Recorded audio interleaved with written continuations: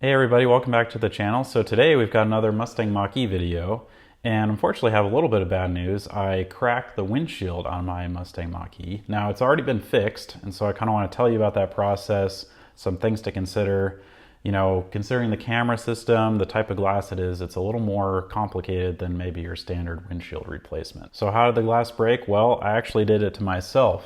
This PVC pipe here, this was a 10-foot long piece. It's 1-inch PVC for a project I was doing, and I put it in the car. I ran it all the way kind of along the side and up to the front windshield, and when I went to put the rear tailgate down, the tailgate's powered, so as it was going down, it bounced off the back of the PVC. It's like, okay, it's not quite long enough. I was running some other errands, so I didn't really want to leave the tailgate open. So I was like, no problem, I'll step in the car and I'll just bend the back and the gate should close no problem. Well, the gate got close enough to closing that it wasn't gonna open back up anymore, and it continued closing, and I didn't have the pipe bent enough. I mean, 1-inch PVC is fairly stiff, and so the tailgate pushed the pipe hard enough that it cracked the glass on the front windshield. So that $8 PVC pipe ended up being pretty expensive. But the good news is I get to share this with you now, and hopefully you can learn a few things from my experience if you ever have to go through this. The other good news is my insurance. I have Progressive insurance. I have the $0 glass deductible option. And so it actually didn't cost me anything out of pocket to replace it, which is great.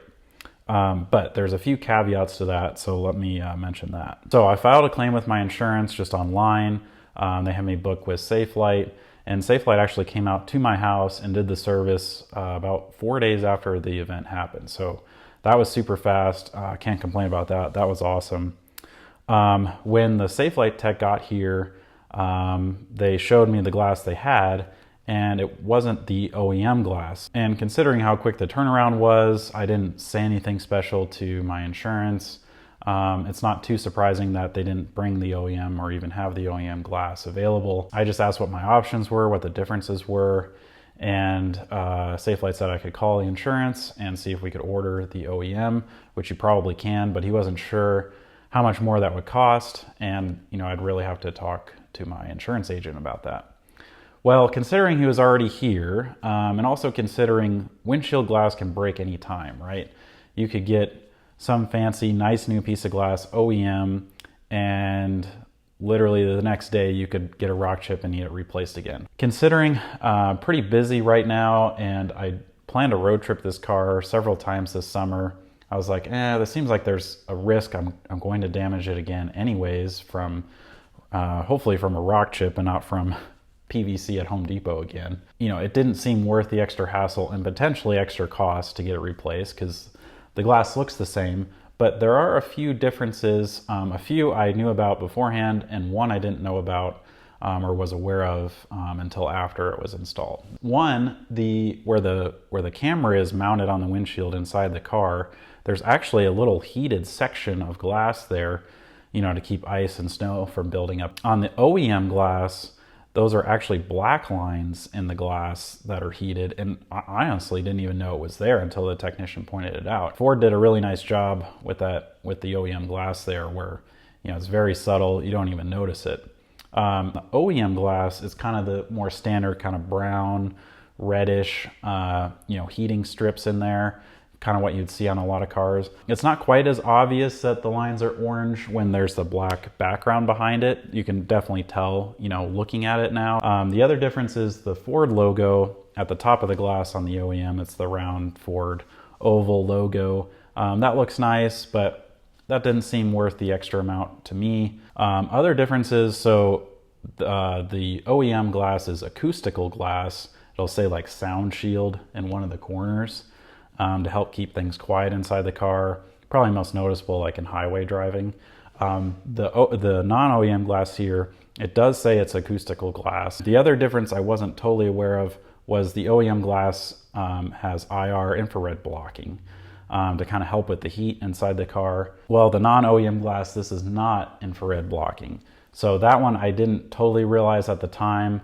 You can kind of tell by the sheen on the windshield. It's kind of a bluey purple if you see it out there for the infrared blocking, where this one's just clear from all angles. So at the end of the day, I went with the non-OEM glass. I think if the cost is the same, if there's no extra wait time, then it's kind of a no-brainer to go OEM. But if you're going to have to pay extra or wait longer, considering the windshield is always susceptible to being broken again, maybe you consider non-OEM. So far, I haven't had any problems with the driver assistance or the cameras. So on a lot of newer cars, not just the Mach-E, but a lot of newer cars, even combustion vehicles, have cameras at the top of the windshield now.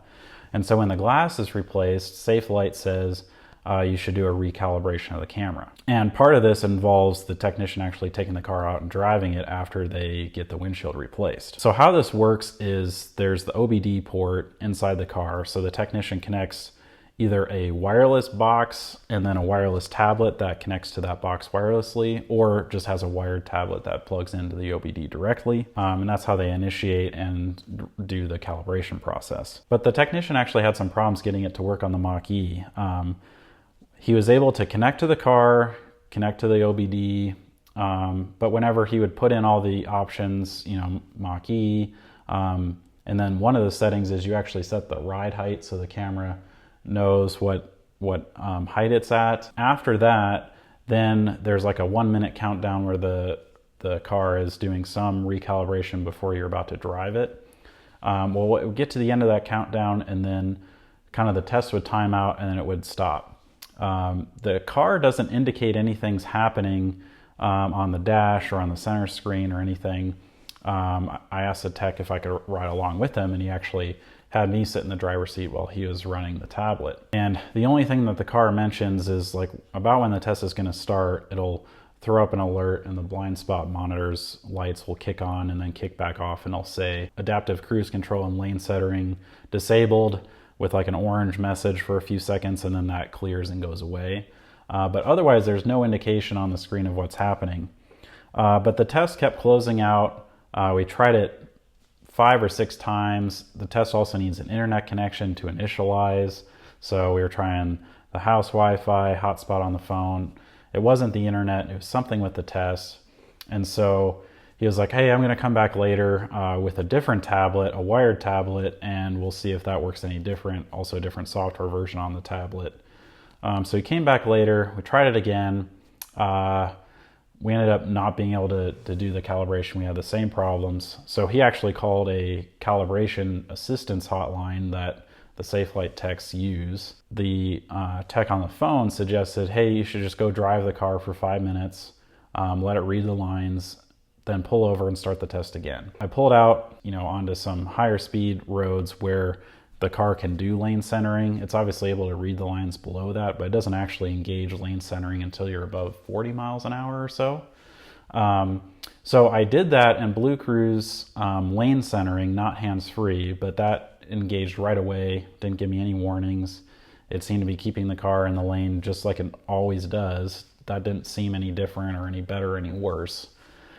We drove the car for a while, and then we eventually pulled over and turned off the car, restarted the test, turned the car back on, and that time it let us get past the ride height, the countdown, and then it let us run the actual test. And as part of the test, we got back out on the road, and then on the tablet it shows recalibration in process. That took about a minute or so. Again, I didn't see anything happening on the car screen or on the center screen. Later that evening, I took the car out onto the highway where Blue Cruise does work, and it didn't work for the first drive I was out there. I drove about 8 miles on the interstate, and it did lane centering, but it didn't go into the hands-free Blue Cruise mode. So I don't know if more recalibration was going on, or if it wanted a few miles before it's going to switch over to hands-free, or the conditions were not ideal. Where the sun was, the sun was starting to set but not totally down, so it's kind of where you're like golden hour, where you're just kind of staring straight at the sun. And I have had other times where hands-free Blue Cruise doesn't always engage in that mode just because the camera doesn't have great visibility. So I don't know for sure what was happening there. Later that evening, I drove on the same set of interstate, It was obviously dark at that point, and Blue Cruise kicked on pretty much immediately as soon as I got on the highway and worked great. I've driven the car about a week since then, haven't had any problems. So after the test was done, Safelite gave me a certification that the camera had been recalibrated.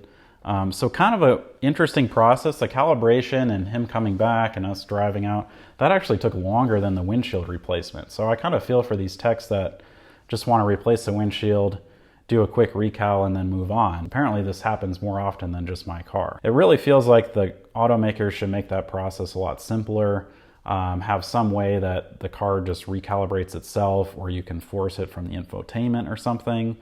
And, you know, Safelite does charge for that. Thankfully, my insurance picked it up, but I'll tell you all the numbers here in a second. But, you know, that costs extra money. And so it just feels like one of those things that's like you're paying for something that you may or may not need and nobody really knows. The technician and I were wondering, did the camera actually automatically go into recalibration and we just needed to go drive it for 5 minutes and we would have been done. We wouldn't have had to plug anything in, and maybe our test couldn't start on the tablet because it was already in calibration mode. So that's just our theory.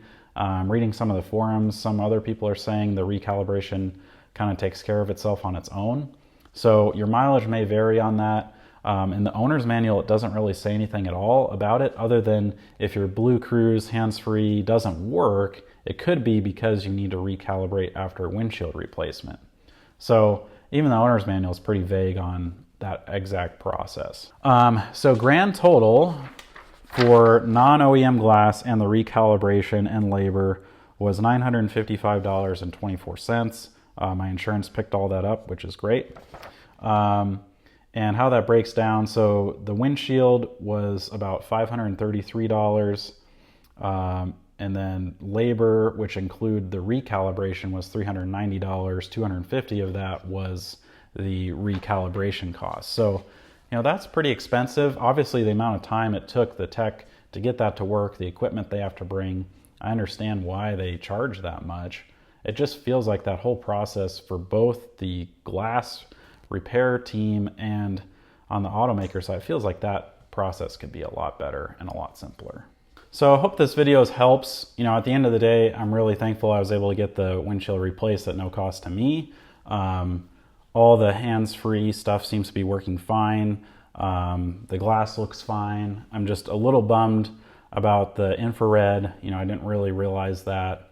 And then also that recalibration process is a lot more involved than I thought, and maybe it doesn't need to be. If you've gone through a similar experience like me, I'd love to know that. You know, let me know in the comments below. It may or may not be a Mach-E. It could be any of the cars now that have the cameras inside. You know, what's that recalibration process been like for you? If you want to see more content like this, subscribe, and I'll see you in the next video. Bye.